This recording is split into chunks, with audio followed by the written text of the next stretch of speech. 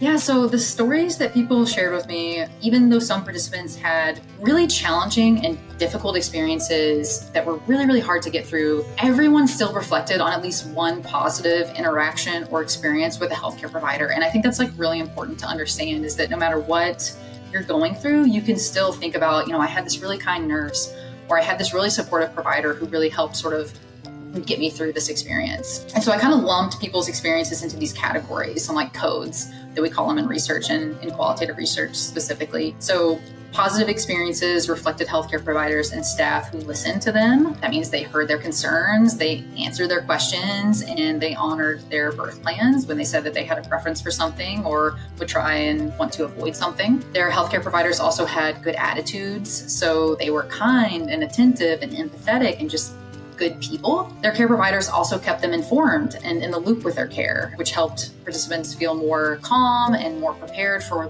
the things that did happen, even the unexpected things that happened.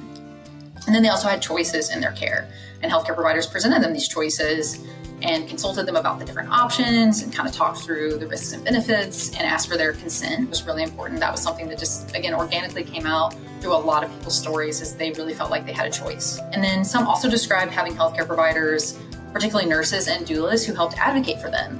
And that was important for a few people. They really felt like someone stood up for them when they needed it, when they were sort of caught up in a situation or could not find their voice. They had someone who sort of reaffirmed, no, this is what the patient wants. And some of them even stood up to their colleagues and to other healthcare providers and said, like, no, this client or this patient really wants pain medication. We need to do something to address their pain. And that came through people's positive experiences as well. But on the flip side, unfortunately, every single person that I talked to, regardless of whether they had a relatively uneventful labor and birth experience, also recounted at least one negative experience or interaction with staff as well.